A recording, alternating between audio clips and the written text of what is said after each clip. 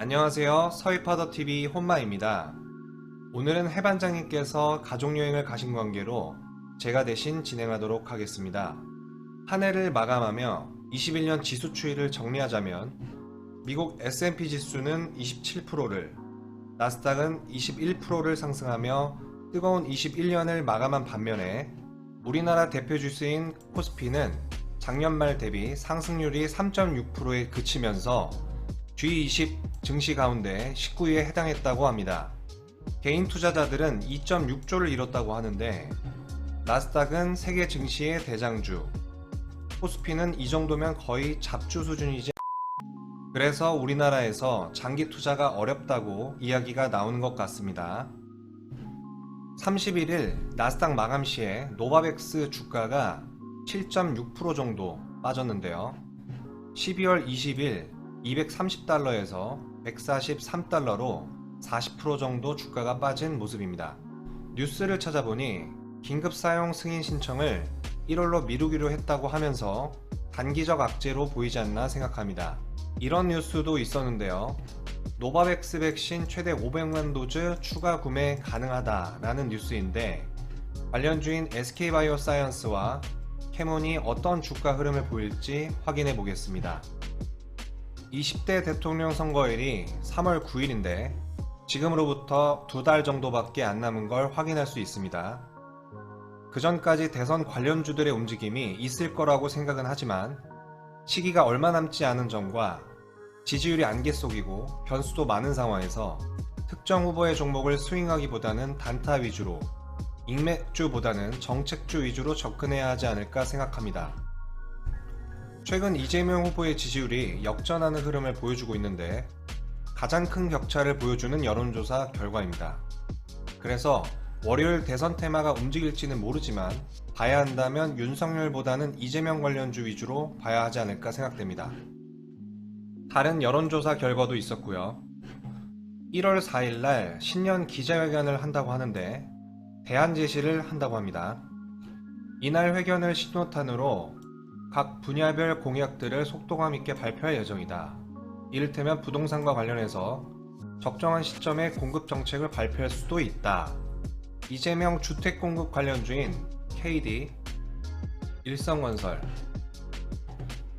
범양건영, 이스타코 등이 있는데 움직임을 주는지 흐름 지켜보겠습니다. 안철수 후보의 지지율이 첫 10%를 돌파했다는 소식이 있었는데 저번 목요일에는 9.3%를 확인했었죠. 안랩과 써니전자, 거래량이 들어왔고 예전에 강했었던 까뮤이에시까지 지지율 추이 보면서 흐름 체크하겠습니다. 싸이월드 관련 섹터입니다. BGM 레트로 열풍 2022년에도 이어갈 것. 싸이월드 Z 측은 1월부터 싸이월드 BGM 2022가 시작된다. 연초 싸이월드가 오픈하면 다양한 방식으로 싸이월드 BGM 프로젝트를 진행할 것이라고 밝혔습니다. 이 프로젝트가 잘 되게 되면 어떤 주식에 영향이 있을까요? 싸이월드 음악을 어디서 공급하죠? NHN벅스입니다. 1월 4일부터 사진 3장 보기 서비스는 맛보기 서비스 정도인 것 같고 아직 앱 신사 승인 뉴스가 없는데 기사가 만약 나오게 되면 출시 불확실성이 제거되며 주가에 영향을 주지 않을까도 생각됩니다.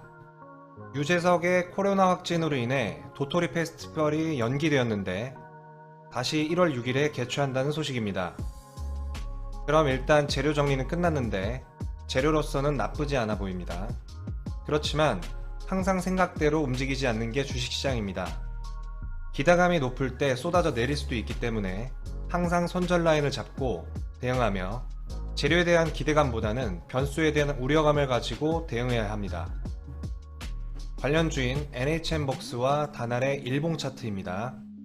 다음 주가 주가 변동의 분기점이 될 것 같은데 슈팅을 주고 유지를 할지, 슈팅 이후에 쫙 빼버릴지, 아니면 월요일부터 밀어버릴지 주가는 어느 누구도 알 수 없습니다. 대신 재료를 파악하고 다양한 시나리오를 생각해서 접근하는 것과 그냥 내 생각에 무조건 오른다, 떨어진다 라고 하는 건 큰 차이가 있습니다. 어떤 흐름을 보일지 체크하겠습니다. 해당 페이지는 대만 골든바이오텍사의 코로나 후보물질 특허 출원 자료라고 합니다. 뉴스를 찾아보니 코로나 치료 후보물질인 안트로퀴노놀의 항바이러스, 항염증, 항폐섬유화 효과가 특허 출원 자료를 통해 탁월한 것으로 확인되었다고 합니다. 제 전문 분야가 아니라 잘 모르지만 코로나 치료 물질의 항바이러스 효과가 뛰어나다고 주장하니 좋아는 보입니다. 관련주인 한국 BNC가 월요일 어떻게 움직이는지 지켜보겠습니다. 법원 일본제철 국내 주식 강제 매각해 징용 피해자에 배상하라 라는 뉴스가 12월 30일 16시 30분경에 있었습니다. 모나미가 시간에 반응한 모습이 있었는데 16년 만에 마무리됐다고는 하지만 새 것이 아니라 지속 나왔던 이슈로 일본의 반응이 향후 중요할 것 같고 개인적으로는 정세가 심화되면 그때 봐도 되지 않을까 생각됩니다. 전남 무안 유경오리 농장에서 고병환성 AI가 확증되었다고 합니다. 동물용 약재를 생산하는 이글백과 체시스에 갭은 줄 것 같은데 지속된 수급이 들어올지는 모르겠습니다. 갭 이후에 지속 밀어버릴 수도 있으니 참고하시고요. 만약에 수급이 몰리고 강하게 올라간다면 해당 종목들뿐 아니라 대체육인 닭을 생산하는 마니커 FNG, 수산물인 CJC푸드, 신라SG 등등 함께 봐줄 수는 있겠으나 일단 주도 테마가 돼야 하는 거니 참고만 하시면 될 것 같습니다. 주말간 화이자 관련 뉴스들도 있었는데요. 화이자 백신 12세에서 17세 예방효과 92%에 달한다. 또 영국에서 먹는 코로나 치료제 팍스로비드 사용 승인했다는 뉴스도 있었고요. 이스라엘에서 먹는 코로나 치료제 첫 인수해서 환자 치료에 투입한다고 합니다. 그리고 12월 30일 뉴스이긴 한데 수천억 특허 소송이 기다리고 있다. 이런 뉴스도 있었습니다. 관련주인 KPX 생명과학도 어떻게 움직일지 흐름 체크하겠습니다. 올해 미국, 유럽이 35조 원대 배터리 공장 투자한다는 뉴스와 EU에서 원자력 천연가스 발전을 녹색으로 분류한다는 원전 관련 뉴스도 있었습니다. WHO에서 2022년 말에는 팬데믹을 극복한다는 낙관론을 내놓았다고 하는데 항공여행 관련주들도 체크해보고요. 문재인 대통령이 내일 임기 마지막 신년사에서 주식시장에 영향을 주는 메시지가 있는지 확인하면 될 것 같습니다. 이상으로 내일의 관심 테마 정리 마치도록 하겠습니다. 시청해주셔서 감사합니다.